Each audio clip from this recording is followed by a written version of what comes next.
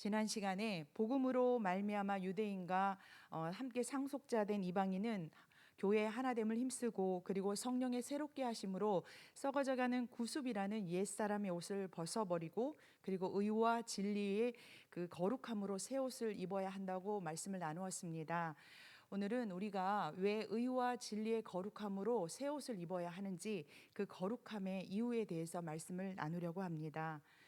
오늘 본문 5장 5절부터 21절에는 이 거룩한 삶을 살아야 하는 네 가지 이유를 밝히고 있는데요. 5절에서 7절까지에서는 하나님의 심판이 있기 때문에 우리가 거룩해야 하고, 그리고 8절부터 14절은 그리스도인은 빛의 자녀이기 때문에 거룩하게 살아야 한다고 말씀하고 있습니다. 15절에서 17절에서는 때가 악하기 때문에 우리가 거룩해야 하고, 그리고 마지막으로 18절에서 21절은 그리스도인은 성령 충만을 받기 때문에 구별된 삶을 살아야 한다고 말씀하고 있습니다. 우리는 거룩이라고 하면 추상적이고 그리고 또 실천하기 어려울 거라는 생각이 좀 있습니다. 하지만 사도 바울은 어두운 시대의 상황 속에서 성도의 정체성이 무엇이라고 말해주므로 우리에게 자신감을 심어주고 있고요. 그리고 우리의 힘이 아닌 성령의 능력으로, 성령의 도우심으로 거룩할 수 있고 또한 거룩해야 한다고 말씀하고 있습니다.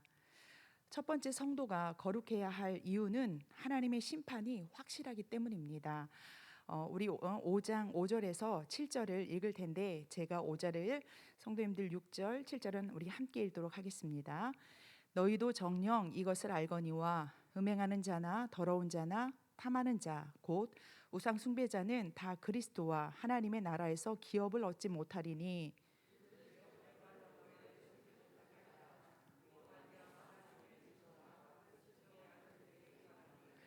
함께 읽겠습니다. 그러므로 그들과 함께하는 자가 되지 말라. 아멘. 잠언을 비롯한 구약 성서 곳곳에서 고대 이스라엘 사회에서는 공공연하게 매춘을 일삼는 창녀들의 이야기가 간혹 등장합니다. 그리고 예수님 사역 당시에도 음행하던 여인이 끌려 나왔던 사건을 보면 우리는 유대인 사이에서도 음행이 없었던 것은 아니라는 것을 알게 됩니다.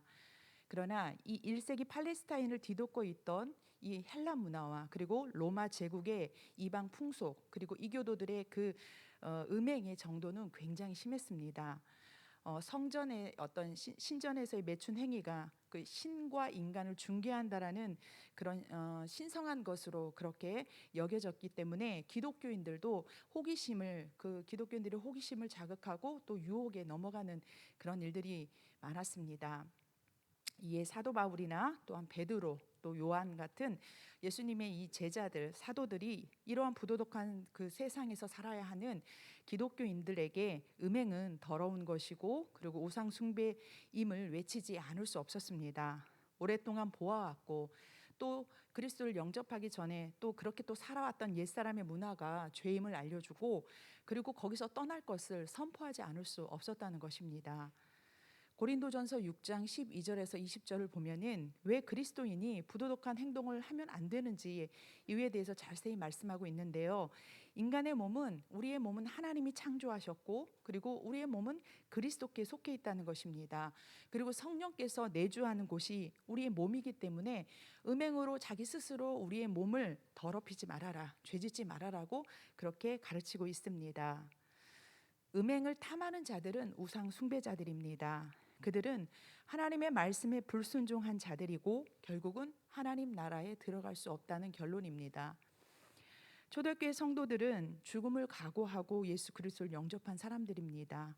그런데 그들이 옛사람 때 가졌던 잘못된 습관을 버리지 못해서 영생에 들어가지 못한다면 얼마나 억울한 일입니까?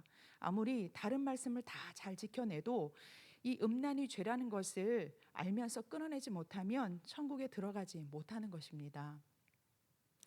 그렇다면 우리에게 의문이 하나 생깁니다.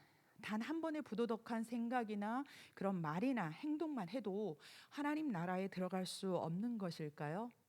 여러분은 어떻게 생각하십니까? 만약에 그렇다면 하나님 나라에 들어갈 수 있는 사람은 없을 것입니다.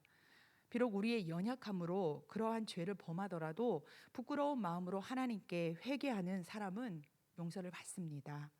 여기서 말하는 사람들은 그게 부도덕하고 그리고 부정한 죄를 지었음에도 부끄러워할 줄 모르고 그리고 회개하지 않고 이런 생활에서 빠져나올 생각을 하지 않고 자신을 내맡긴 사람들을 말합니다. 육체의 정욕을 탐하느라 회개하지 않는 사람들을 하나님은 하나님의 진노로 응답하십니다. 6절에서 사도 바울은 이런 음행의 문화에 노출된 에베소 성도들을 향해서 누구든지 헛된 말로 속이는 자들에게 속지 말라고 당부하고 있습니다.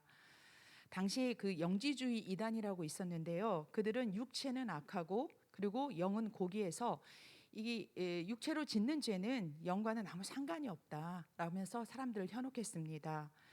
이 에베소서의 그 영지주의 이단자들이나 또한 다른 신을 믿는 이교도들이 헛된 말로 사람을 유혹했다면 한국 사회 지금은 어떻겠습니까? 성적 타락이 문화가 되었습니다. 2016년도에 조사한 내용인데 그 한국 남성 절반이 외도를 경험했다라는 답변을 했다고 합니다. 돈을 벌기 위해서 성적 문란을 조장하고 사람들은 이성을 상실한 채 사탄이 조장한 그 문화 속에서 휩쓸려 살고 있습니다. 뭐 요즘 같은 세상에 뭐 남자친구 하나 여자친구 하나 애인 사귀는 건 문제가 되지 않는다고 세상 사람들은 그렇게 말합니다. 오히려 정결하게 사는 사람들을 무능하다고 말하는 그런 세상입니다. 헛된 말이 난무한 초대교회 성도들에게 그리고 우리들에게 고린도전서 15장 33절에는 속지 말라. 악한 동무들은 선한 행실을 더럽히나니 깨어 의를 행하고 죄를 짓지 말라고 강력하게 말씀하고 있습니다. 성도 여러분, 우리는요 약한 존재이고요, 우리는 악한 존재입니다. 사탄의 끈질긴 유혹을 견디기에 우리는 그걸 견뎌내기에는 약한 존재이고요, 그 약함으로 지은 죄를 합리화하고 그리고 그걸 또 탐하는 습성이 있는 그런 악함이 우리 안에 있습니다. 유혹이 우리를 손짓하면 요셉처럼 단호하게 그 자리를 박차고 일어나야 합니다. 또한 우리를 무너뜨리는 것이 무엇인가 생각해 보면 우리가 잘 보는 영화나 그런 영상물들, 그런 음란한 영상물과 책을 멀리해야 합니다. 한 번이 두 번 되고요, 두 번이 세 번 되고 결국 그러다가 우리의 영혼은 잠식될 수 있기 때문입니다. 아무도 안 보는 나만의 시간, 그 시간을 우리는 잘 지켜야 합니다. 사실 아무도 안 보는 게 아니라 바로 불꽃 같은 눈으로 하나님께서 우리를 지켜보시기 때문입니다. 이제 7절을 보면은 그들과 함께하는 자가 되지 말라 이런 말씀이 나오는데요. 이 말씀은 세상 사람과의 모든 접촉과 관계를 끊으라는 그런 말이 아닙니다. 고린도전서 5장 9절과 10절에 보면 이런 말씀이 있습니다. 내가 너희에게 쓴 편지에 음행하는 자들을 사귀지 말라 하였거니와 이 말은 이 세상에 음행하는 자들이나 탐하는 자들이나 속여 빼앗은 자들이나 우상 숭배하는 자들을 도무지 사귀지 말라 하는 것이 아니니 만일 그리하려면 너희가 세상 밖으로 나가야 할 것이니라. 만약 우리가 예수 믿지 않는 자들과 관계를 끊고 산다면 그들에게 복음을 전할 사람이 없지 않습니까? 그들 또한 복음을 받아들이고 그래서 죄에서 떠나서 우리와 같이 천국에 가야 할 사람들입니다. 그렇기에 그들과 함께 하지 말라 이 말씀은 그들의 행실에 함께 참여하지 말라는 말씀이지 인간관계를 단절하고 그리스도인들끼리만 교통하라는 말씀은 아닙니다. 두 번째, 성도가 거룩해야 할 이유는 우리는 빛의 자녀들이기 때문입니다. 바울이 에베소 성도들에게 계속 말하는 것은 전에는 너희가 이랬는데 지금은 아니라는 것입니다. 성도는 예수 믿기 전에 허물과 죄로 죽었고요, 그리스도의 밖에 있었고 외인이었습니다. 하지만 예수 그리스도를 믿고 난 이후에는 하나님의 자녀가 되었고 성도가 되었고 상속자가 되었습니다. 사도 바울은 5장 8절에서 너희가 전에는 어둠이더니 이제는 주 안에서 빛이라고 말씀하고 있습니다. 여기에서 중요한 것은 너희가 빛이라는 것입니다.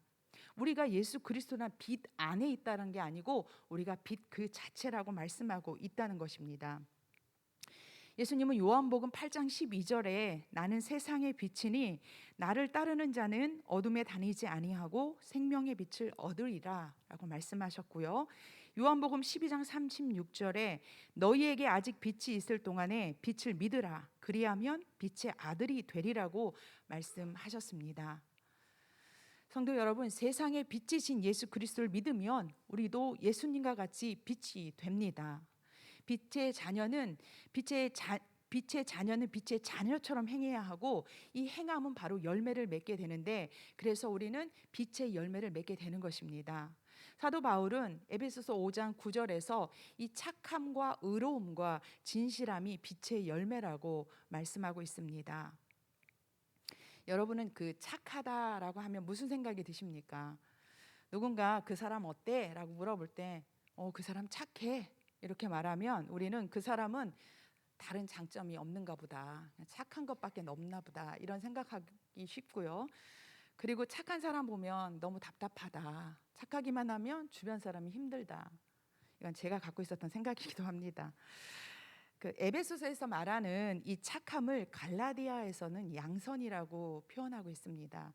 같은 단어, 원어로는 같은 단어입니다. 성령의 9가지 열매인 양선은 우리가 그렇게 쉽게 생각할 그런 단어가 아닙니다.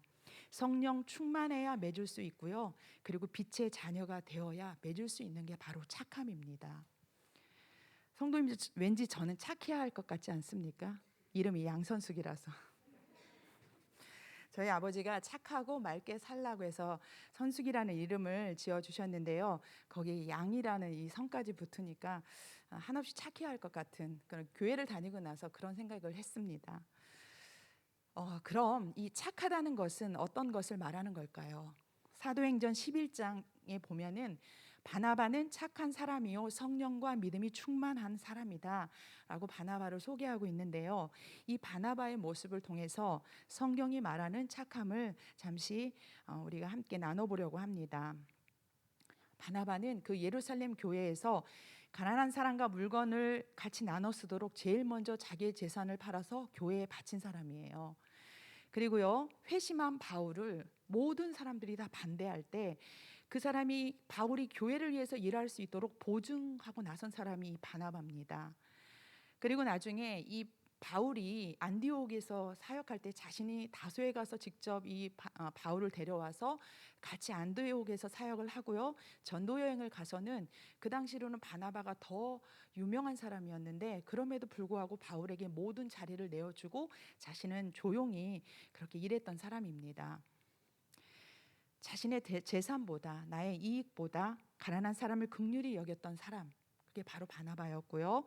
과거의 잘못보다 변화된 모습을 인정하고 받아들일 수 있는 사람, 그리고 교회를 위해 나를 내세우지 않았던 그 사람이 바나바였습니다. 우리는 이 바나바를 착한 사람이라고 합니다.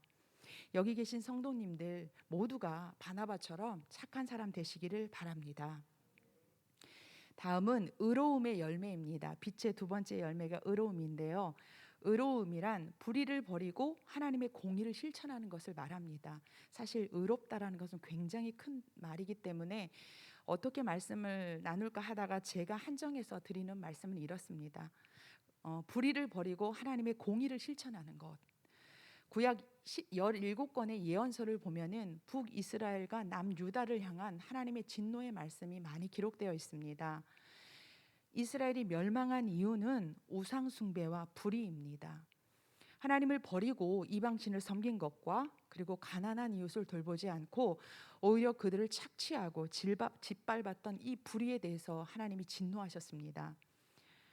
의로움은 정의로운 거예요. 요즘 강약 약강이라는 말이 있습니다.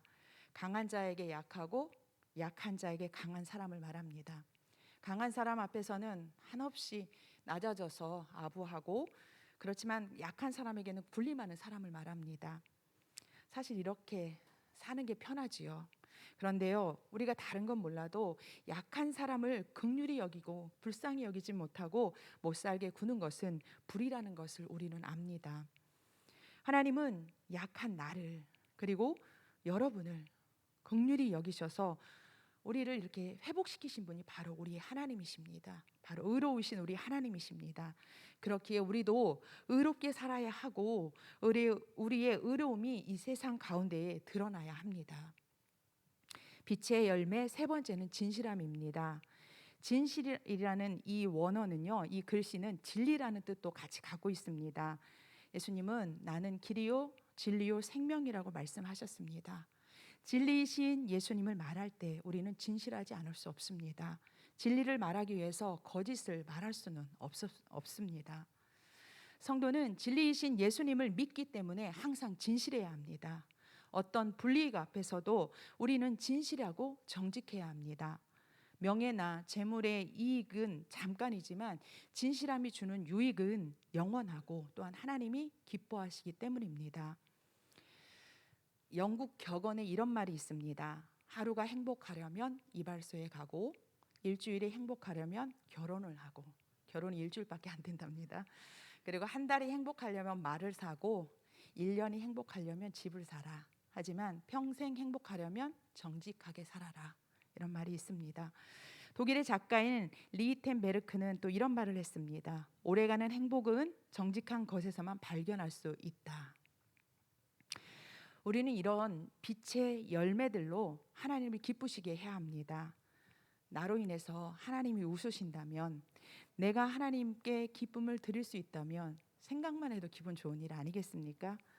우리의 삶의 자리에서 이 착함과 의로움과 진실하게 우리가 그렇게 행한다면 하나님도 기뻐하시고, 그리고 우리와 함께하는 이 세상도 함께 기뻐하게 될 것입니다.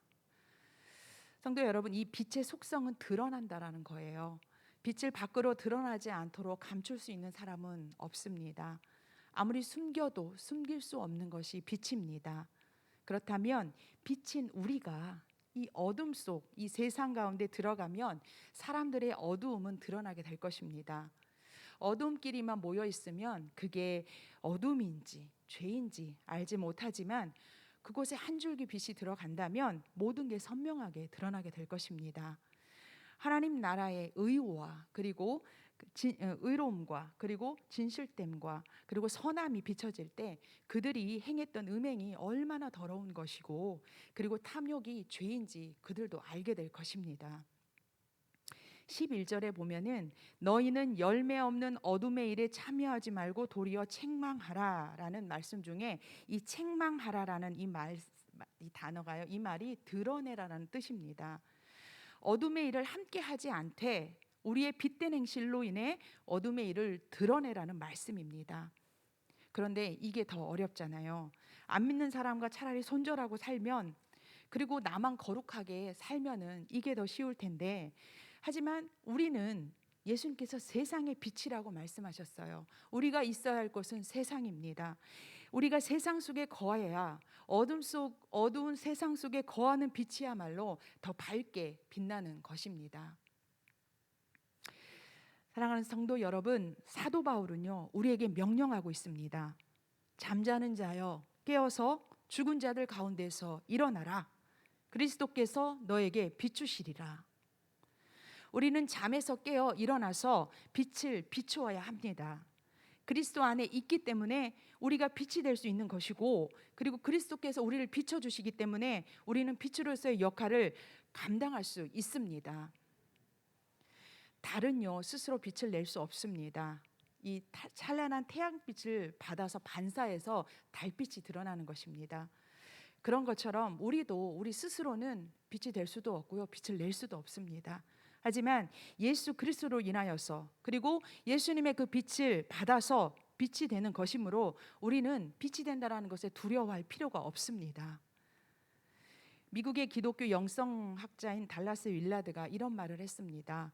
인류는 많은 문제에 봉착해 있다. 교회가 빛을 비추지 않으면, 어둠을 드러내지 않으면 인류의 해답은 없다. 우리 성산교회가 빛을 비추지 않으면, 여기 계신 성도님 한 분 한 분이 어둠을 드러내지 않으면 이 땅에 해답은 없습니다. 우리가 서 있는 이 삶의 자리에서 빛을 발하는 우리 모두가 되어야 합니다.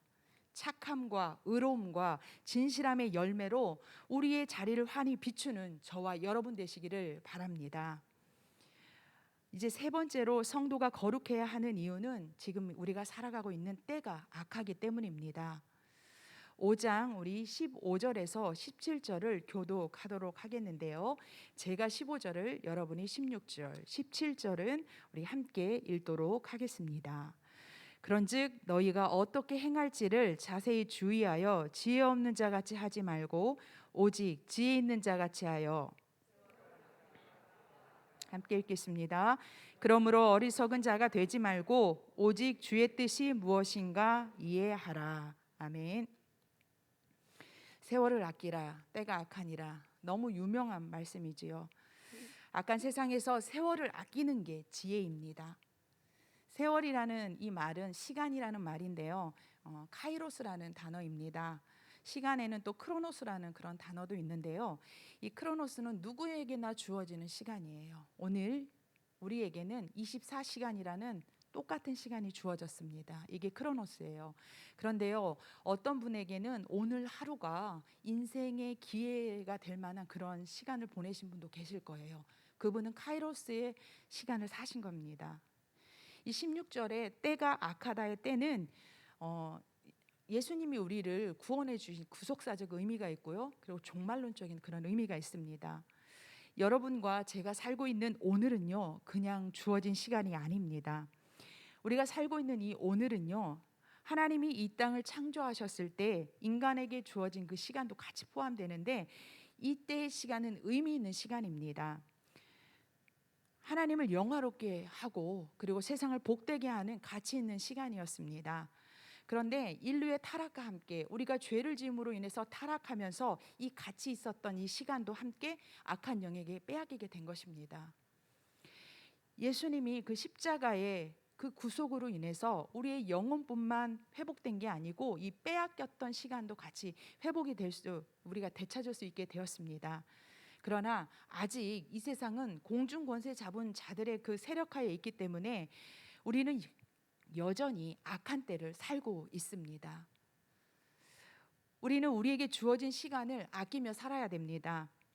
아낀다 이 말은요, 그 엑스 아고라조라고 합니다. 이 아고라라는 말씀, 이 얘기를 들어보셨나요? 예전에요, 그 다음 아고라라는 그런 사이트가 있었어요. 그래서 많은 그 우리나라 시민들이 그 아고라에 가서 자신의 의견을 막 개진하고 토론했던 그런 사이트가 있는데 이 아고라가 시장이라는 뜻입니다.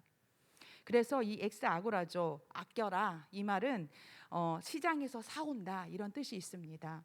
그래서 이 성경은 이 엑스 아그라조를 어떻게 사용했냐면 대가를 주고 내 것으로 만든다 이런 뜻을 갖고 있어서 갈라디아서 3장 13절에서 그리스도께서 우리를 속량하셨다 할 때 이 속량을 엑스 아그라조 이 단어를 사용하고 있습니다.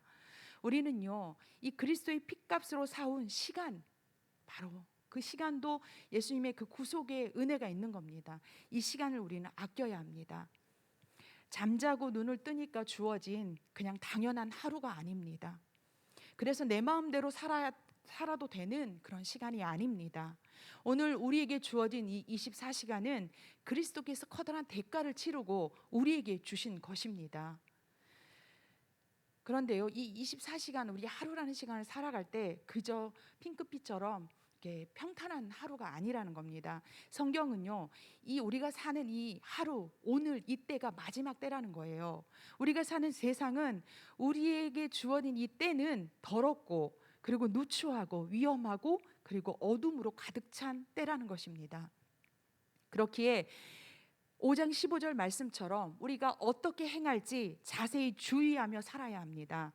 오물과 같은 더러운 것이 많은 세상이고요, 위험이 곳곳에 도사리고 있고요, 사탄이 쳐놓은 함정이 어디에 있는지 그런 세상이에요. 거기다가 밝으면 좋은데 어둡기까지 한 곳이 우리가 바로 살아가야 되는 오늘이라는 때입니다.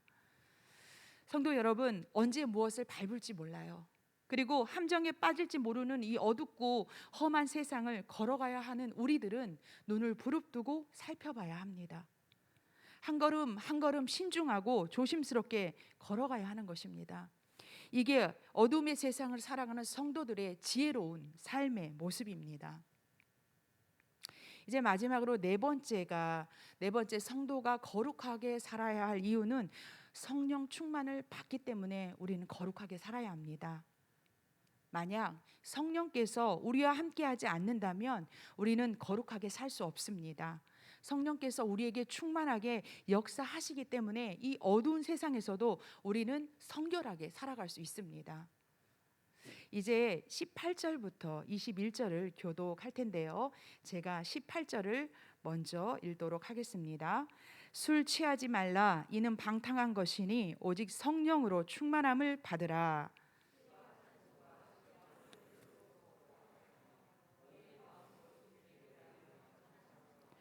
범사에 우리 주 예수 그리스도의 이름으로 항상 아버지 하나님께 감사하며.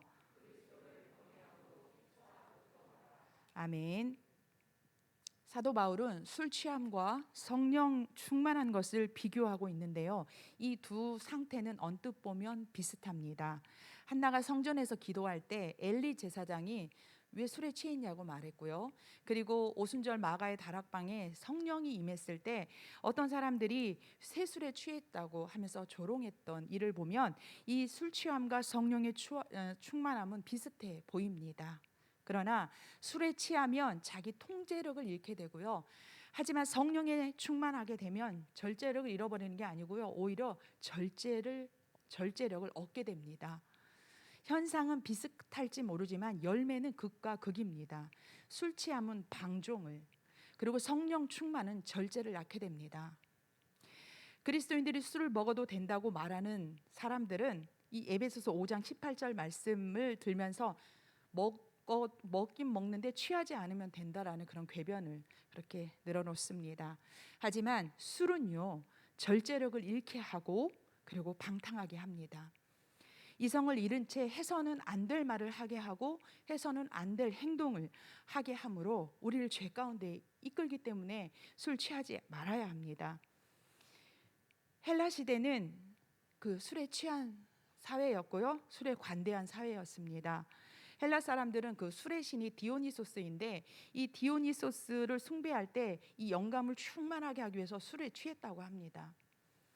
숭배를 하기 위해서 술을 먹은 건지 술을 먹기 위해서 숭배를 하는 건지는 모르겠지만 이 술 취함이 아주 자연스럽고 관대했던 사회입니다. 그런데 우리나라도 그런 것 같습니다. 현진건의 그 단편 소설이 있어요. 술 권하는 사회라고. 일제치하에서 일본으로 유학 갔다 왔던 지식인들이 돌아왔는데 일할 곳이 없는 거예요. 그들이 설 자리가 없어서 이 사회가 우리로 인해서 술 먹게 한다라고 하는 그런 내용인데요. 저는 한국이야말로 술 권하는 사회라는 생각이 듭니다. 지난번에 그 슬기로운 대학생활이라는 청소년부 고3 졸업생을 위한 프로그램이 있었습니다. 가장 궁금한 것이 무엇인지 이제 학생들이 이제 적어서 냈어요.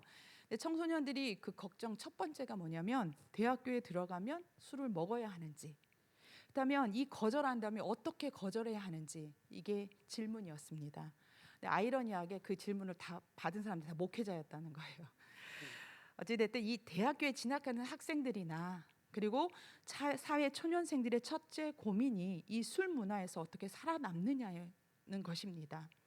술을 싫어하는 사람도 있고요, 몸으로 안 받는 사람도 있고요, 그리고 술을 멀리하는 기독교인들도 있습니다.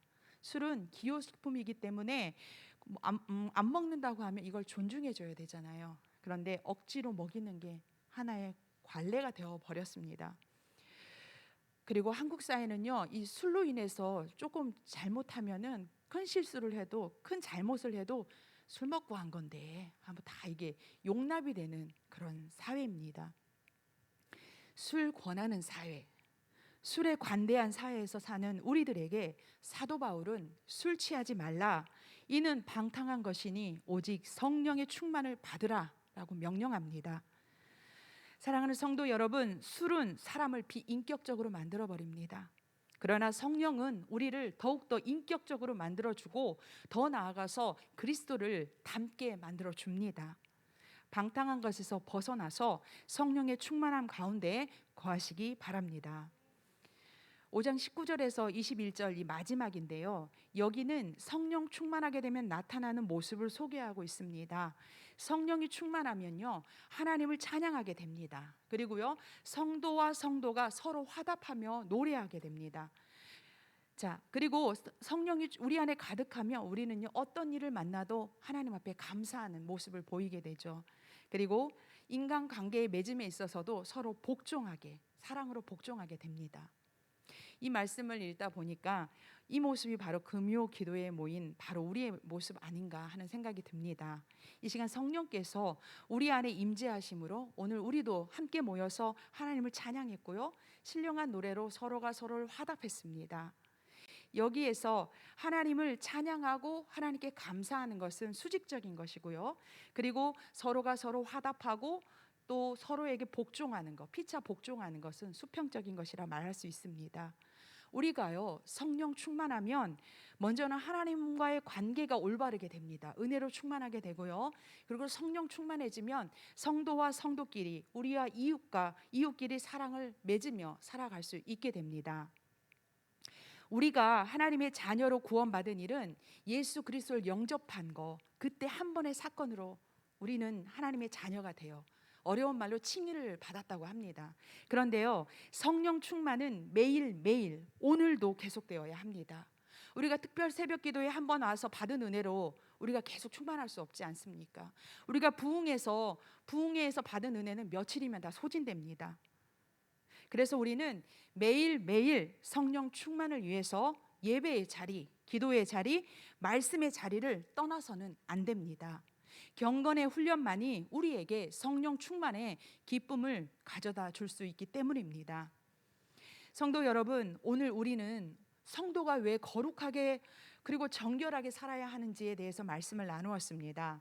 첫 번째는 뭐라고 했죠? 하나님의 심판이 확실하기 때문에 우리는 하나님의 진노를 면해야 됩니다. 두 번째는요, 우리는 빛의 자녀이기 때문입니다. 그래서 빛의 열매로 나아가기 때문에 우리는 거룩하게 살아야 되고요, 세 번째는 우리가 살아가는 이때가 악하기 때문에 우리는 조심해서 신중하게 살고 시간을 아껴야 합니다. 네 번째는 뭡니까? 우리가 성령 충만의 은혜를 입기 때문에 우리는 거룩하게 살 수 있다라는 것입니다.